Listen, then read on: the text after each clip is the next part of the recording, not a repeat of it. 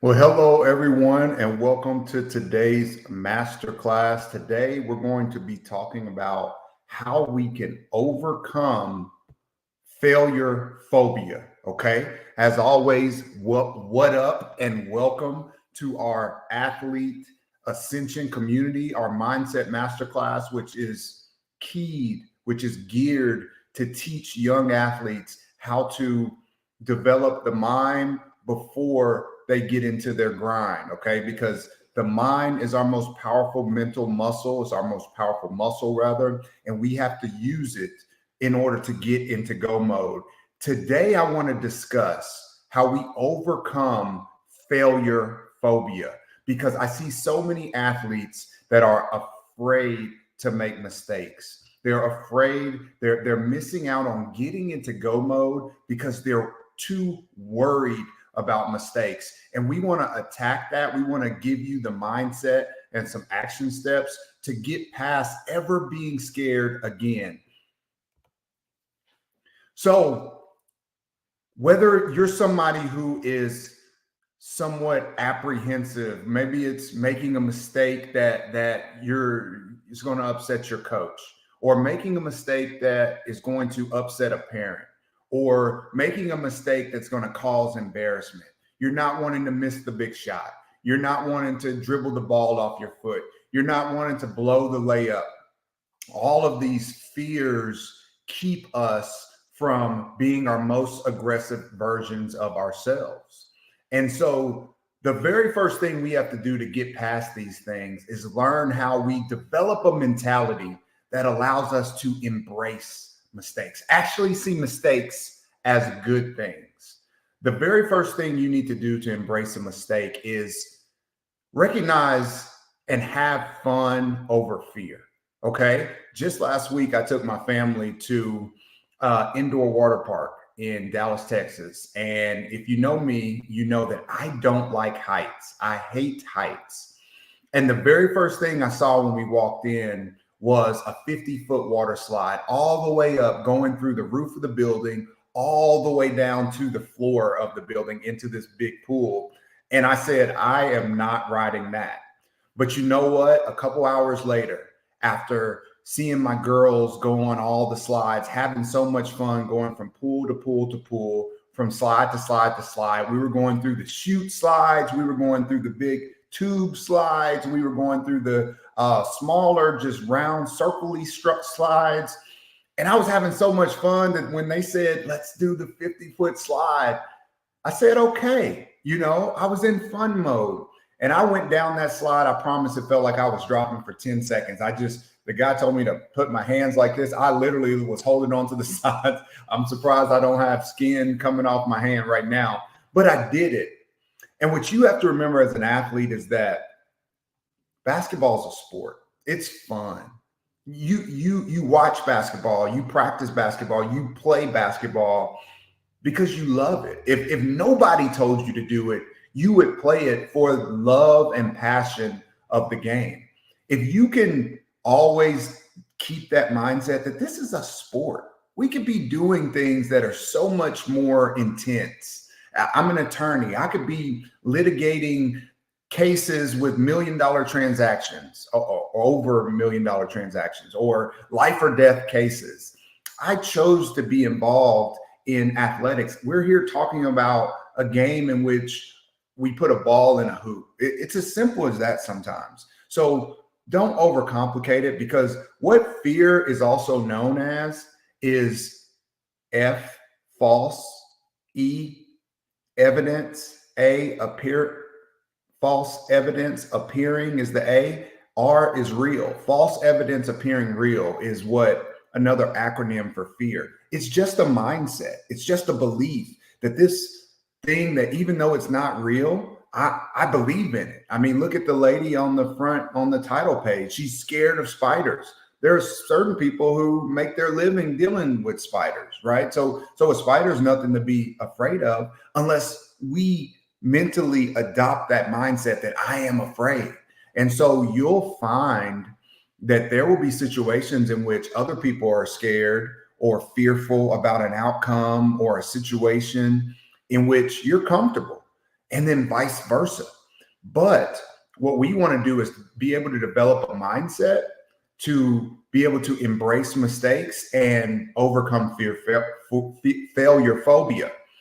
So first, we've got to have fun over fear. The next thing is understand where fear comes from, because fear also often comes from familial places. And when I say familial, think familiar. It could be family members. It could be other students in the school. It could be teachers. It could be other people in the community when you're going to the grocery store or the movie theater and they tell you, hey, big game tomorrow. Hey, we're excited. It could be your best friend at lunch. Man, we've got to beat our crosstown rivals this year. Last year, they beat up our mascot, whatever it is. All of these other people, even your parents. Often as a parent, I'm more anxious about the big game than my kids are. And so sometimes we can place that fear, or that fear can come from familiar places and we don't even realize it as an athlete. Here's another thing. Often your coaches are professionals. They're in that position. They've moved their family to that town. They've made all types of life decisions in order to, because they've told people that they're going to win games. And so often they get paid to be a coach. So often they're very nervous or anxious. And so all of these familial places can amp up your anxiety levels.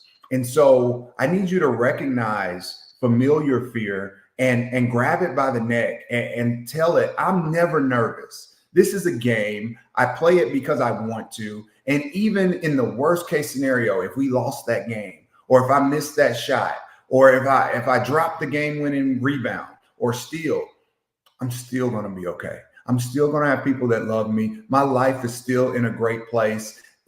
Don't amp up the anxiety over something that's just a game, okay? Now, I'm not telling you to lose your sense of urgency. I'm not telling you to lose your intensity, but we can all often take those things too far, okay?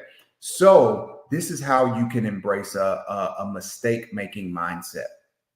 Lastly, think about this concept, fail forward faster, because the way life is designed is that in order to overcome any challenge or in order to have success, we have to overcome challenges. And any challenge by its very nature involves failure. Even think of a video game.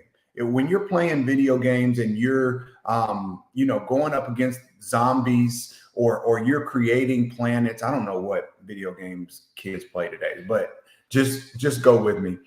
Whatever type of video game you're playing, you are having to overcome failure. You're getting to a certain level, the zombie kills you, or the world falls apart, or you lose the race, or you lose the game in Madden, and then you learn how to win at that level. You learn what you need to do for the next time, right?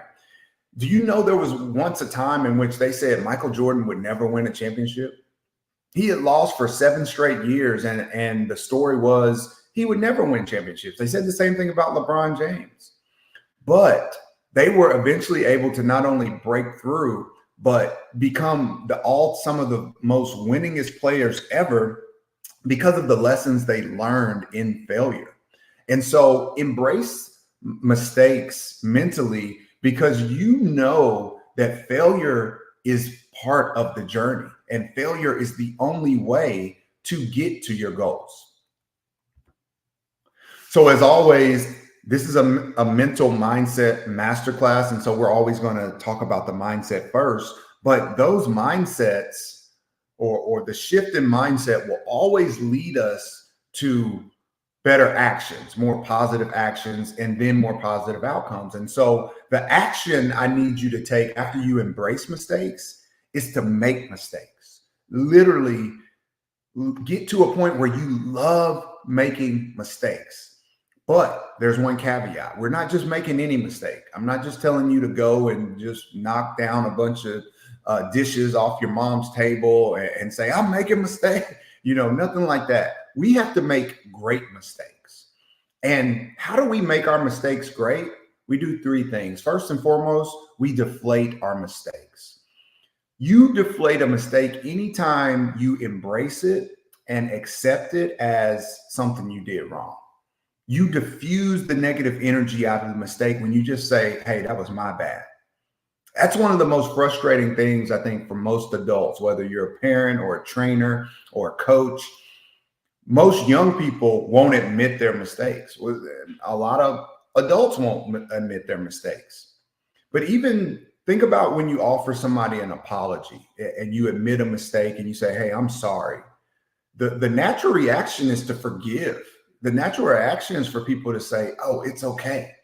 The natural reaction for when an athlete says, hey guys, that's my fault. I didn't switch and he got the bucket. You'll naturally have a coach or a player or two that'll say, it's all right, we got you. We'll get the next one. The natural reaction is to let that negative energy go. Because when you're embroiled in negative energy after making a mistake, man, that wasn't my fault. You got to switch, blah, blah, blah. You can't learn from the mistake, right? It's like the old adage that you win or you learn. There's no such thing as losses, but we can never learn from our mistakes when there's a negative energy, a negative context, a negative stigma to them. So first and foremost, always, always, always deflate mistakes. As soon as you apologize or admit failure, people are going to let it go. You're going to be more apt to let it go. The other thing is don't duplicate mistakes. We want to develop a mindset where, yes, we're willing to make mistakes, but we're not going to make the same mistake over and over and over again. That's called insanity. Okay. If you're just going to continue to pour the milk and drop it, pour the milk and drop it, pour the milk and drop, we've got to have a different strategy. And one of the ways you develop a different strategy and prevent yourself from making duplicate mistakes is you take great from the mistake. You take that greatness out of the mistake and you use that lesson. Because ultimately, every mistake is meant to teach you something. Every mistake is meant to make you a better person. Think about it from a parent's perspective. If my kid makes a mistake and I take something away from them, I take maybe their car or their phone or their ability to go out, they suffered a loss because they made a mistake, right? And in their mind, as a kid, you're probably thinking, man, I made a mistake. But why is that happening? Because the parent, me in this instance, I'm trying to teach my child something. Maybe it's, don't drive reckless, or, don't use your phone that way, or don't behave that way. Don't talk to your sister whatever it is, clean your room, get better grades. I'm trying to make a better human. Life is the same way. Okay. God has designed life in which when things happen to us, they're actually happening for our benefit. But as I've said earlier, there's such a negative energy and stigma around mistakes that when we make it, we just want to throw it away. We just want to get away from that negative energy. We're just like, think about people who make the same mistake, whose lives are marked by making the same mistake over and over and over. Maybe they suffer from substance abuse. Maybe they've made mistakes with the law, causing them to have to go to jail or prison.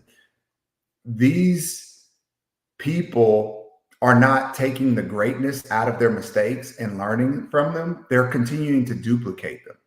And so think about the last time you made a mistake.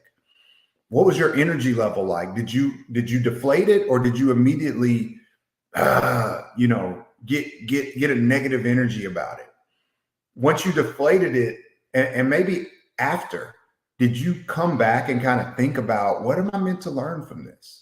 One of the things that I learned from was as a high school student athlete, as a senior, actually going into the state tournament, we were in a back and forth playoff game, and the fans from the other team were chirping, and it was back and forth. The league changed hands several times, and this was a rival for us that had even beaten us earlier in the year.